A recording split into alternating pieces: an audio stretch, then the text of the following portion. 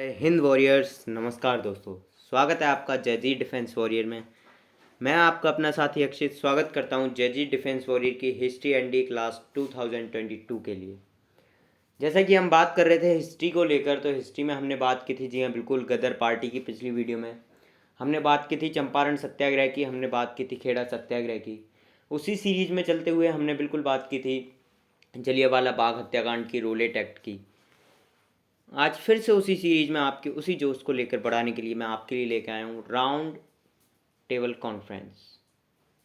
कि आखिर ये जो गोलमेज सम्मेलन जो थे वो आखिर क्या थे। 3 गोलमेज सम्मेलन हुए हैं अब तक। तीनों के बारे में जी हाँ बिल्कुल हम बात करेंगे। उम्मीद है आपने वीडियो को लाइक कर दिया होगा, शेयर कर दिया होगा, सब्सक्राइब कर लिया होगा जय जी डिफेंस वॉरियर को। चलिएगा चलते हैं उसी जोश के साथ, बिना टाइम वेस्ट किए हुए। जी हाँ, आपको याद रखना है, ये आपका एनडीए का मोटो लोगो, सर्विस बिफोर सेल्फ, खुद से पहले देश की सेवा। चलेगा चलते हैं फिर से। आज हम जानेंगे कि आखिर जो बैकग्राउंड था फर्स्ट राउंड टेबल कॉन्फ्रेंस का वो क्या था, किसके बेस पर था, क्या उसके आउटकम निकले, क्या टेकन एक्शन थे। There was increasing demands of granting dominion status of India among a certain section of British policy।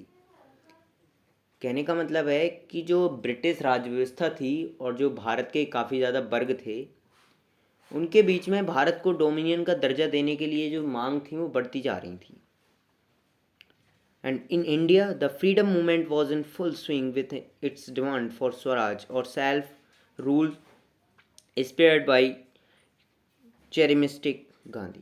अब क्या हुआ कि भारत में जो था वो स्वराज या फिर करिश्माई गांधी की बात करें, चेरिस्मेटिक मतलब करिश्माई जो गांधी थे, ठीक है, उनकी बात करें तो उनके नेतृत्व में स्वशासन की जो मांग थी वो स्वतंत्रता आंदोलन के लिए पूरे जोरों पर थी उस टाइम पर, जब राउंड टेबल कॉन्फ्रेंस की हम पहली बात कर रहे हैं। And also in this conference the conference were based on the recommendation of Mohammad Ali Jinnah to Lord Irwin the then Viceroy of India, and James Ramsay MacDonald, the then British Prime Minister, and the Simon Commission report।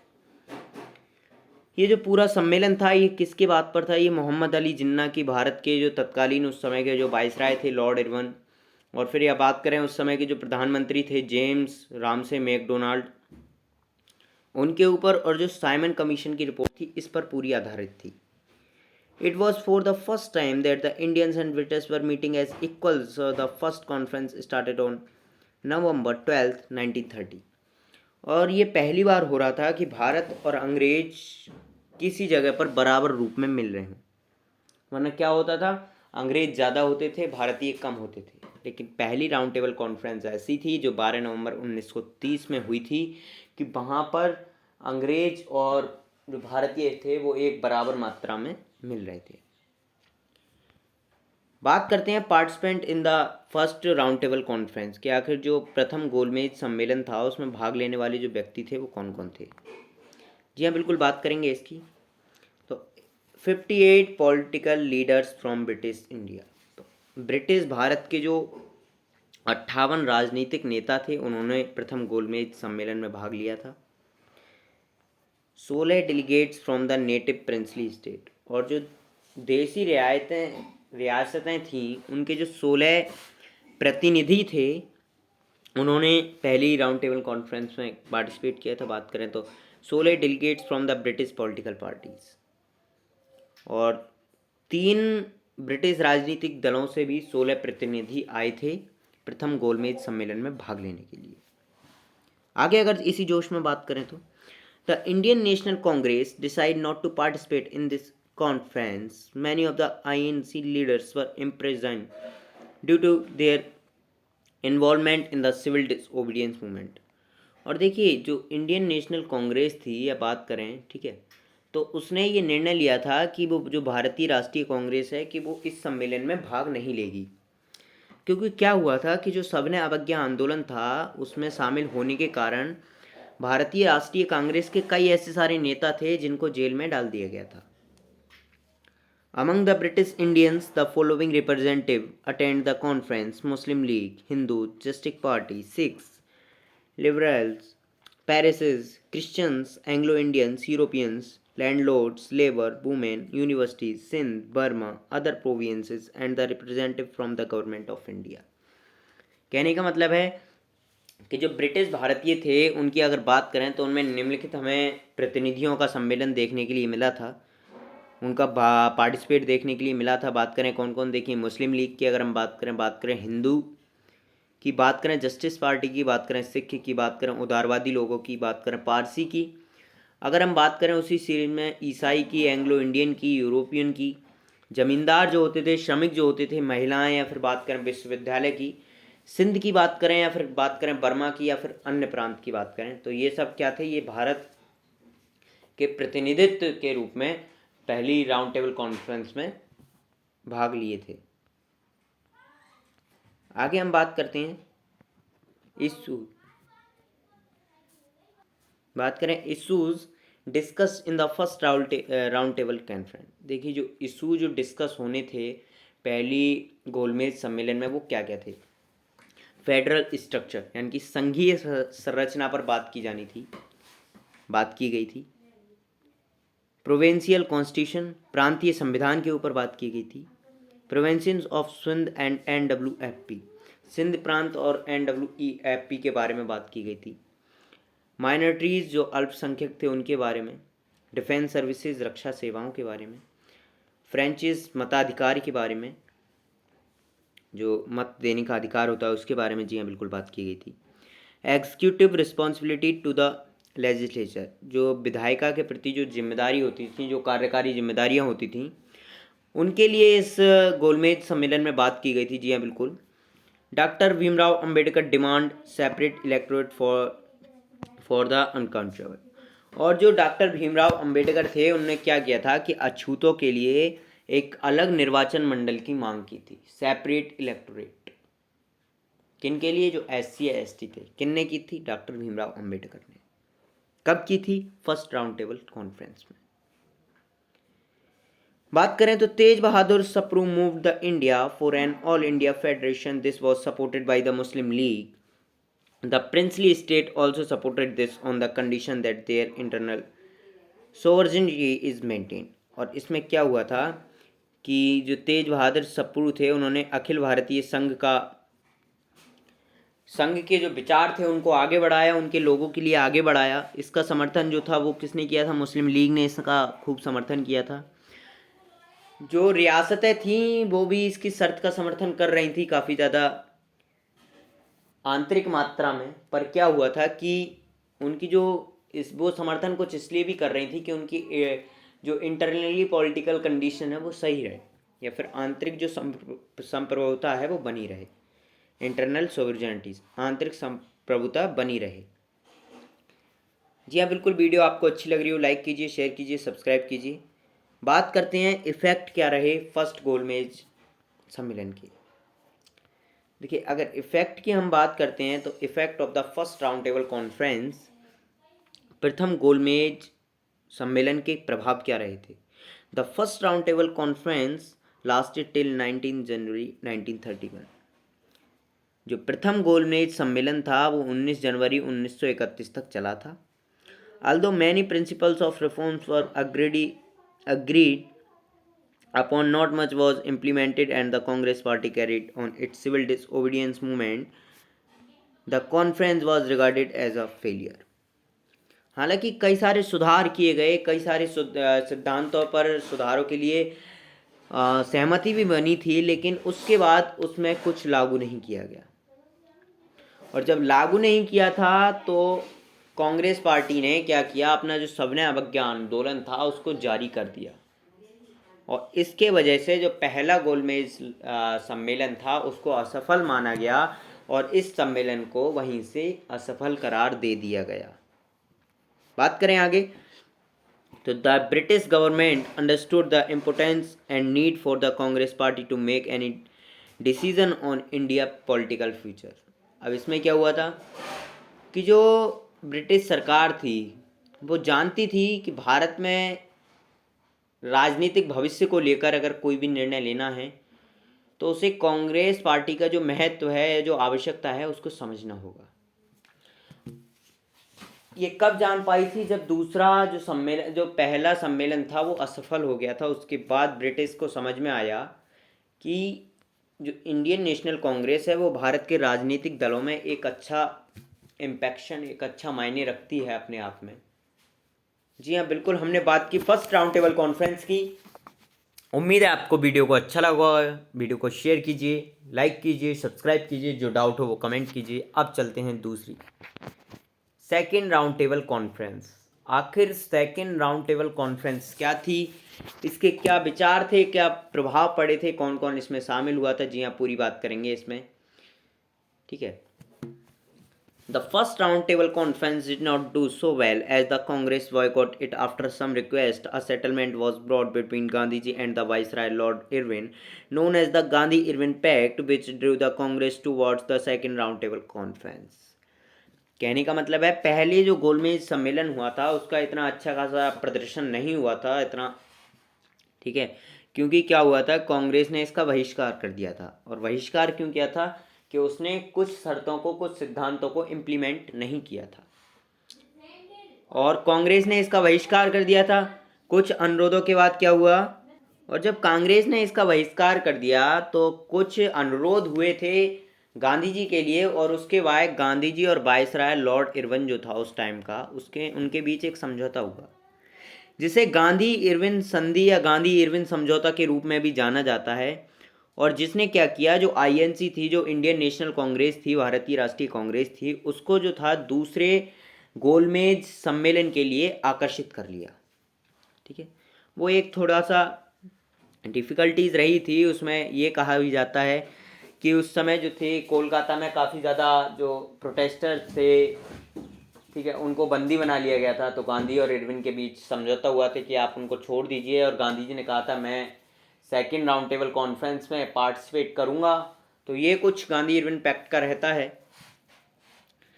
बात करें आगे, the conference started from 7 September 1931। At the time the prime minister of Britain was the same, but now MacDonald was leading a coalition government with a majority, along with making Samuel Hoare and new secretary of India.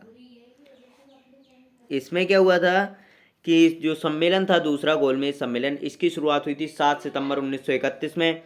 और इस समय क्या हुआ था, जो Britain के प्रधानमंत्री थे मैकडोनाल्ड, अब उन्होंने क्या किया था, वही भारत के एक नए सचिव बनाने के लिए उनके साथ बहुमत के साथ साथ गठबंधन सरकार का नेतृत्व कर रहे थे उस time. Mahatma Gandhi had met MacDonald on 7th November 1931. This meeting was reason for passing the Government of India Act 1935. क्या हुआ था कि जो गांधी जी थे वो मैकडोनाल्ड से 7 नवंबर 1931 में मिले थे, और ये जो बैठक हो रही थी पूरी, ये कब हो रही थी, भारत सरकार का जो अधिनियम था 1935 को लेकर, उसको पारित करने का कारण थी। और यही 1935 का जो भारत सरकार का अधिनियम था उसको लेकर चल रही थी। बात करेंगे the main difference between the first and the second round table conference कि जो पहले और दूसरे गोलमेज सम्मेलन हुए थे उनके बीच में क्या मुख्य अंतर हैं, इस बारे में जी हाँ बिल्कुल हम बात करेंगे। देखिए, सबसे पहले हम देखते हैं रिप्रेजेंटेशन ऑफ द कांग्रेस, कि आखिर जो कांग्रेस का प्रतिनिधित्व था वो कौन कर रहा था। अंतर देखने के लिए हमें स्टेट्स बाय स्टेट्स चलना पड़ेगा, जानेंगे बिल्कुल, जी हाँ। After the Gandhi-Irwin Pact, the Congress was invited to the conference for participation. Mahatma Gandhi was the only official Congress representative who was invited and was accompanied by Sarojini Naidu. Gandhi ji also told the Britishers that the untouchable were also Hindus, are not minorities. The Congress represented India as a whole. इसमें क्या हुआ था, कांग्रेस का अगर प्रतिनिधित्व के बारे में हम बात करें तो गांधी इरविन का जो समझौता था उसके बाद में गांधी जी के लिए आमंत्रित किया गया था कांग्रेस के लिए। ठीक है, महात्मा गांधी क्या थे, एकमात्र आधिकारिक कांग्रेस के प्रतिनिधित्व थे जिन्हें आमंत्रित किया गया था, और उनके साथ में कौन थी, सरोजनी नायडू भी थी। गांधी जी ने अंग्रेजों से ये भी कहा था कि अछूत भी हिंदू हैं और अल्पसंख्यक नहीं है। कांग्रेस के समग्र रूप से भारत का प्रतिनिधित्व किया किसने, गांधी जी ने। बात करें गवर्नमेंट ऑफ ब्रिटेन की, अगर हम बात करते हैं, there was a fall of labour government and the conservative party dominated the national government with Ram से।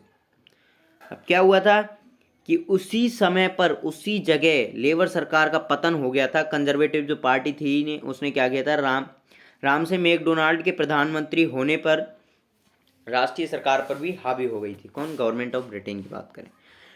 फाइनेंसिस की अगर हम बात करें वित्त की, तो देखिए it was the time when Britain was facing some financial crisis and when seen siding of the gold standard and at the end of second roundtable conference, Gandhi had to return disappointed as the pact he signed made it necessary for the civil disobedience movement to stall, and in return the prisoners would be freed other than those who had criminal charges of killing British officer।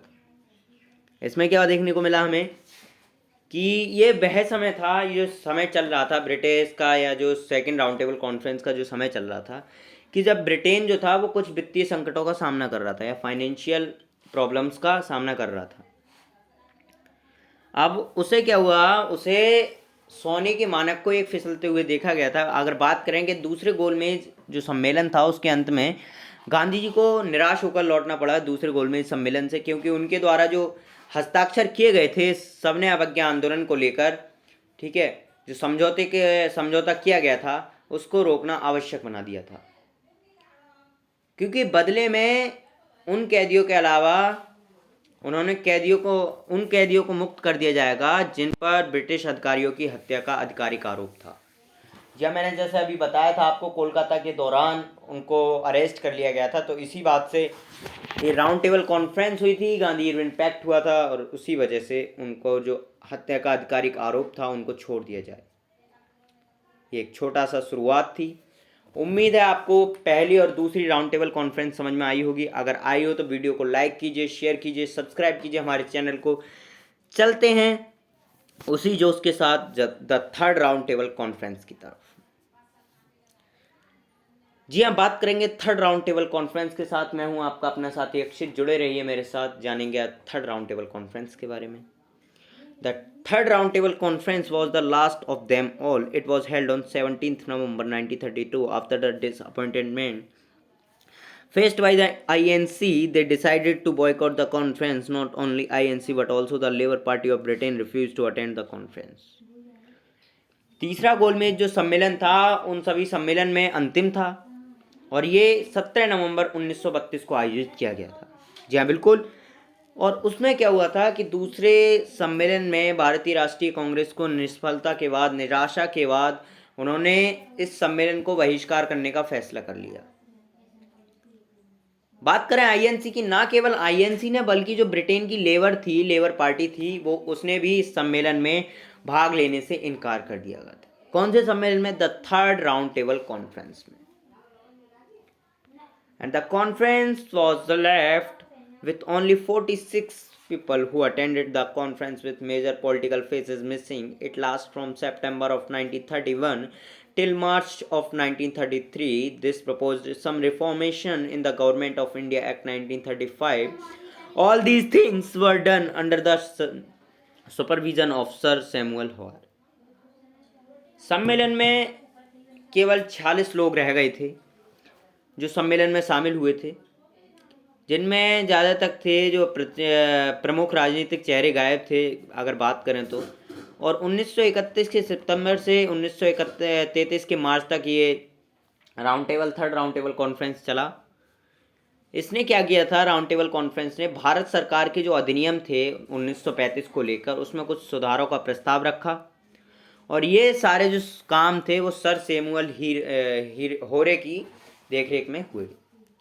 जब बिल्कुल हमने बात की first round table conference की, बात की हमने second round table conference की, बात की हमने थर्ड राउंड टेबल कॉन्फ्रेंस की। उम्मीद आपको समझ में आया होगा। समझ में आया हो वीडियो को लाइक कीजिए, शेयर कीजिए, सब्सक्राइब कीजिए। अब बात करते हैं कंक्लूजन की कि आखिर जो निष्कर्ष है वो है क्या। निष्कर्ष क्या है इन तीनों गोलमेज सम्मेलन एक्ट का?